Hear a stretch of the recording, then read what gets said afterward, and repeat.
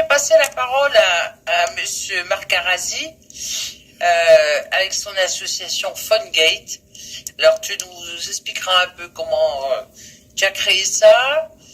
Qu'est-ce qu'il faut faire pour qu'il y ait une meilleure sensibilisation au niveau du fonctionnement de nos portables et comment tu peux interpeller, parce qu'ici on représente beaucoup de pays, hein, je trouve que chaque pays a son boulot à faire et comment la Commission d'ailleurs peut aussi contribuer à ce que les pays respectent la réglementation.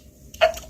Oui, bonsoir à tous. Tout d'abord, un grand merci à l'eurodéputé Michel Rivasi, qui est un soutien extrêmement fidèle à notre action sur l'association Alert Phonegate et qui donc connaît bien le sujet depuis très longtemps et qui donc nous a déjà fait l'amitié de nous inviter en 2019 avant la pandémie du Covid. Je voulais aussi associer à ma présentation donc l'European for Safe Connection avec à ma gauche Bernie et Rob qui ont permis le lancement de cette campagne collaborative européenne dont je vais vous parler rapidement dans la présentation, qui puisque on voit la slide, va concerner pas moins de plusieurs centaines de millions de consommateurs européens qui sont utilisateurs de téléphones portables. Slide suivante. Rapidement, pour rappeler un peu en quelques mots l'action, c'est qu'en juillet 2016, en France, il y a un rapport de notre agence sanitaire, l'ANSES, qui sort et qui écrit que 9 téléphones portables sur 10 donc mis sur le marché en 2015 dépassent les seuils réglementaires. Et incroyable, je vais juste demander à pouvoir avoir accès à ces rapports. Et là, je vais me rendre compte que c'est très difficile, et donc je vais faire simple.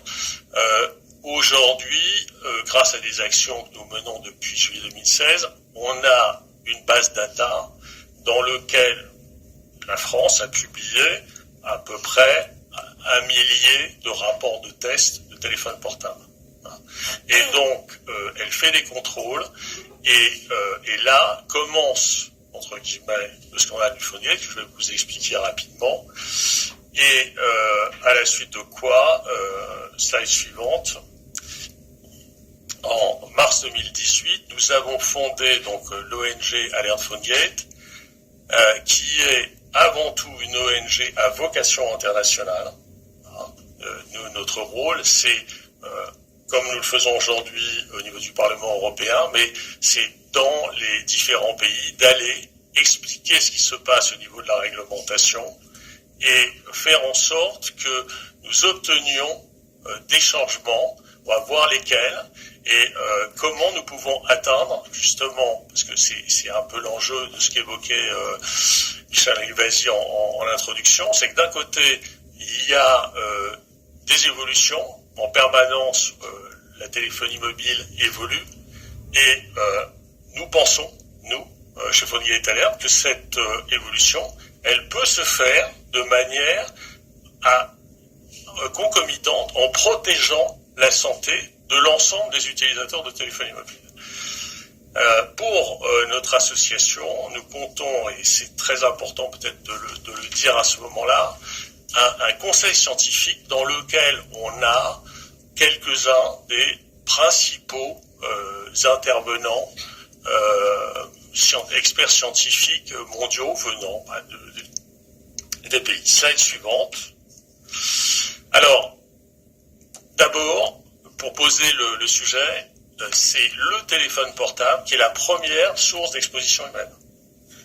C'est très important de comprendre que ce petit téléphone que nous avons en permanence, soit à l'oreille, soit dans une poche, c'est lui qui est notre première source d'exposition. Deuxième chose, pour, entre guillemets, je veux vraiment mettre des guillemets, pour protéger la santé des utilisateurs, on a mis en place, au niveau international, un indicateur qui s'appelle le DAS. Alors, quasiment personne ne sait ce que c'est.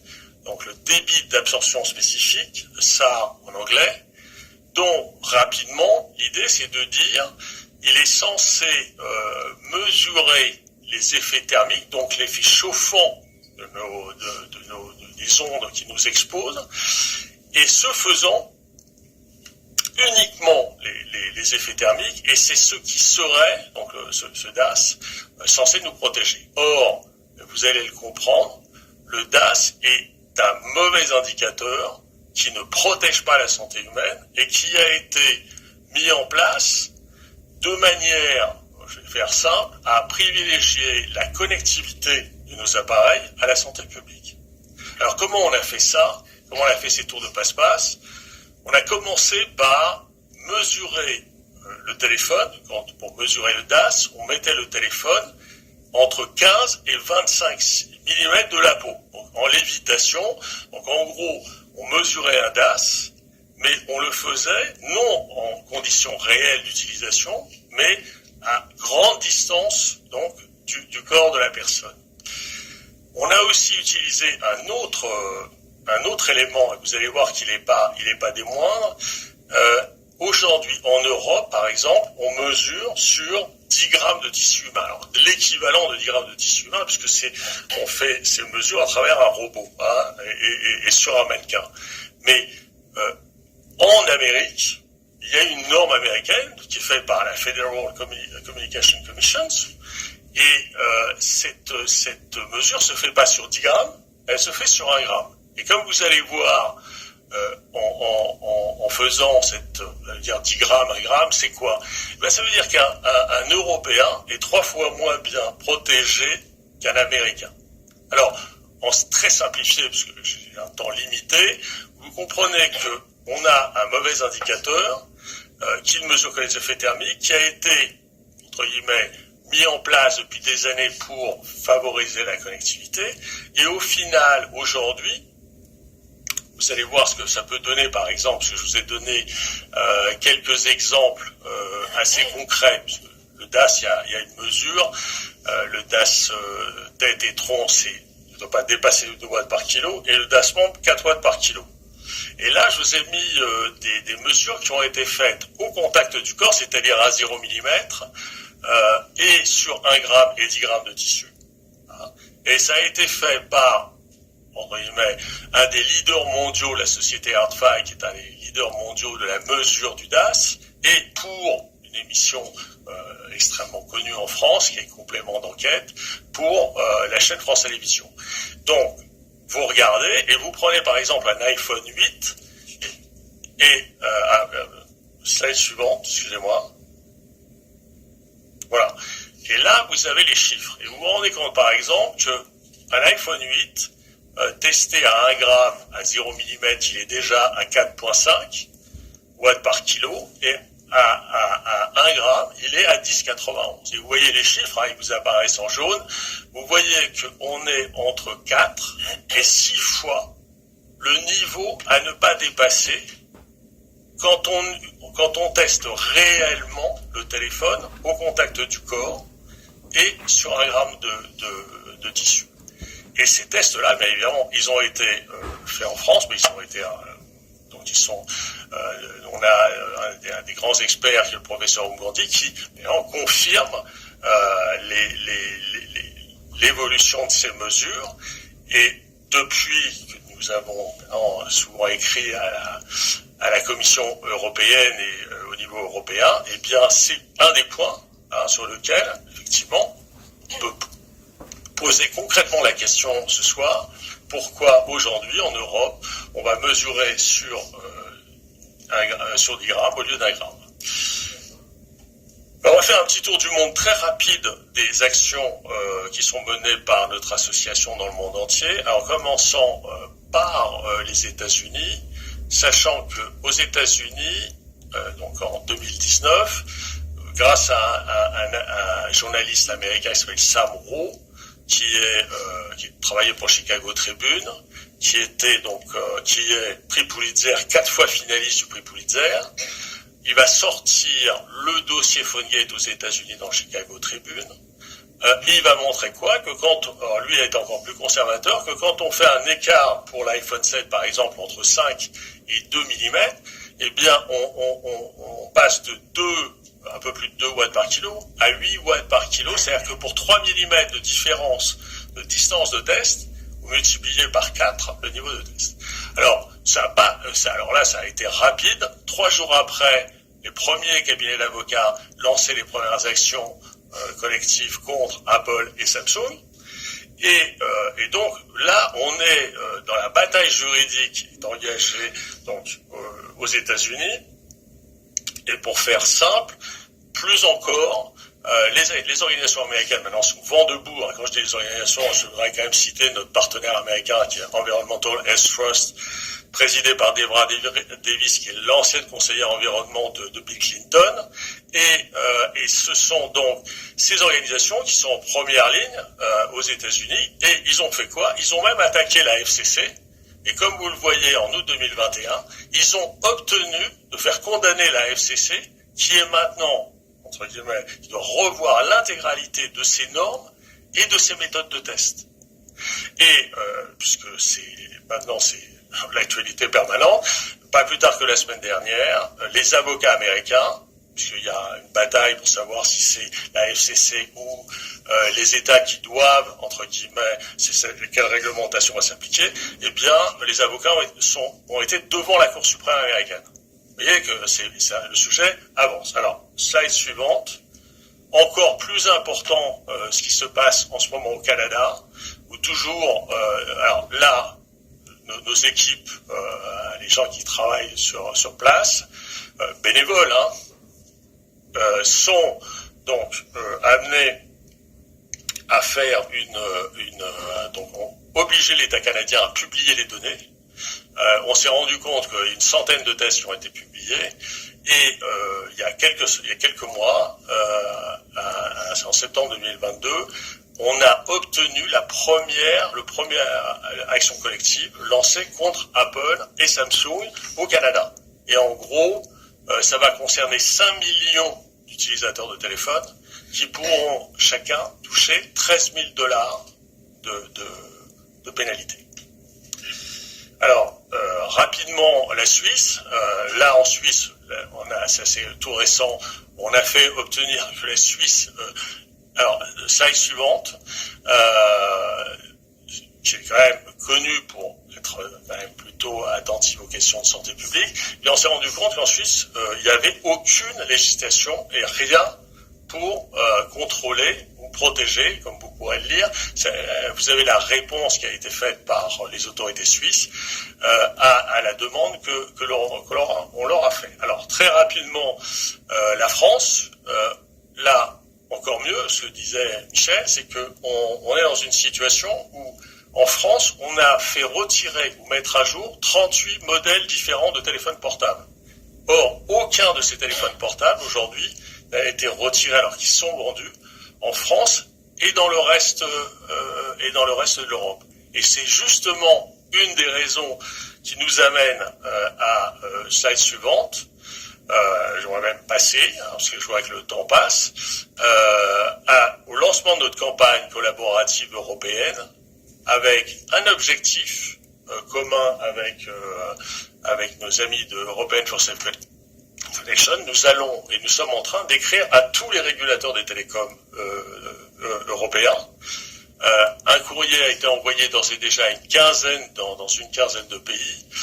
Et nous espérons donc à travers la réunion que nous tenons aujourd'hui lancer véritablement en 2023 une modification de la façon dont on met les téléphones en vente sur le marché européen. Et nous avons fixé alors slide suivante pour finir, un certain nombre alors encore la slide suivante, parce qu'on est vraiment en retard des slides là. Voilà, encore la slide suivante. Voilà, des objectifs que je vais reprendre là, parce que je pense qu'ils sont très importants. Obtenir la mise en place de contrôles réguliers dans plusieurs autres pays en Europe. Faire en sorte que chaque pays européen publie les tests dans le cadre d'un open data. Publier dans RAPEX les sanctions intervenues contre les fabricants ne respectant pas les DAS réglementaires. Retirer ou mettre à jour le DAS d'un portable épargné dans un pays, dans tous les autres pays en Europe. et surtout revoir en profondeur les modalités de test de DAS, les normes qui les encadrent. Et je pense qu'à travers cette présentation, on a essayé de mobiliser le représentant de la Commission européenne. Et vous pouvez suivre donc nous avons donc un réseau vous pouvez suivre notre site avec les actualités. Et pour ceux que ça intéressera, j'ai amené quelques livres et je serais ravi d'en donner quelques-uns aux personnes intéressées qui veulent suivre cette affaire en particulier. Merci de votre écoute. Juste pour dire que la France, en septembre 2020, a fait une objection formelle, a déposé une objection formelle auprès de la Commission européenne pour demander à ce que l'ensemble des DAS soient mesurés au contact direct de la peau, hein, comme vous le savez. Or, nous sommes maintenant début 2023, c'est toujours pas mis en place. Et vous savez que c'était notre Agence nationale de sécurité sanitaire qui avait, dans son rapport, demandé cette évolution des méthodes de mesure. Où en sommes-nous? Parce que clairement, il s'est passé pratiquement 2 ans et demi, et pour l'instant, je dirais que la Commission européenne, enfin, j'ai pas connaissance qu'il y ait eu une modification de la mesure du DAS à ce jour. Oui, c'est vrai que j'ai pris note de cette question. Je n'ai pas répondu parce que je ne suis pas un expert dans ce domaine. Mais cela, je propose aussi les collègues qui prennent note. On a un contact avec les collègues de la DG Santé pour voir un peu où on est dans ce cas-là. Et j'avais aussi une question sur le DAS. Ça, c'est vrai que on avait les images sur l'écran que les gens mettent le téléphone ici à l'oreille. Ça, c'est de moins en moins le cas. Est-ce que, je veux pas être irrespectueux, mais juste par curiosité, est-ce que ça devient pas un peu moins important si on a l'appareil toujours un peu plus loin de chez nous, on a toujours les AirPods ou les choses comme ça qu'on utilise? Si vous me permettez de répondre en 2 secondes, il n'y a pas que la question du téléphone à l'oreille. C'est très intéressant ce que vous dites parce que la problématique majeure, c'est aussi le téléphone portable qui est dans la poche. Parce que aujourd'hui, entre guillemets, cet outil, nous l'utilisons quotidiennement et il ne nous quitte pas. Y compris d'ailleurs quand vous êtes en vacances dans votre maillot de bain. Donc, il faut avoir conscience que le risque, il est quand vous l'avez à l'oreille, et je parlais avec une de vos collègues sur la question des travailleurs, qui eux n'ont pas qui ont une obligation à avoir ce téléphone et pour travailler, et de la même façon, ce n'est pas qu'un problème de port à l'oreille, mais aussi de contact quand vous l'avez toute la journée, les enfants en particulier. Donc mon conseil sera double, ne mettez plus votre téléphone à l'oreille et surtout ne le mettez pas dans vos poches, essayez de le mettre le plus à l'extérieur possible du corps. Ce que je trouve tout à fait incroyable en écho aux propos de Jean Hus, c'est que vous avez investi massivement sur le développement de la 5G et je pense que toutes les personnes ici seront vraiment intéressées de savoir qu'aujourd'hui, sur un plan strictement métrologique, hein, et là nous parlons bien de 5G millimétrique, c'est-à-dire au-dessus de 26 GHz, on ne parle pas de 4G+. Eh bien, aujourd'hui, vous ne savez pas mesurer le niveau d'exposition des téléphones 5G millimétriques. Oui, je vous vois froncer les sourcils, mais je vous dis, et là, vous pourriez éventuellement faire une réponse ensuite de vos services aux députés qui sont présents. Mais d'une certaine façon, puisque 5G millimétrique, ça veut dire faire cohabiter de la 4G, de la 3G et de la 5G. Or, pour faire ça, il faudrait qu'on sache mesurer. Et deuxième chose, il faudrait on fasse intervenir 2 indicateurs différents, puisque vous auriez à ce moment-là, pour les antennes de 3G, 4G, le DAS, et pour la 5G millimétrique, le Power Density. Et donc, je veux rappeler à toutes les personnes ici présentes, excusez-moi d'être un peu technique, et comme vous le voyez, ce sont des sujets extrêmement techniques, que aujourd'hui, métrologiquement, vous ne savez pas faire une mesure correcte de l'exposition humaine sur la 5G millimétrique.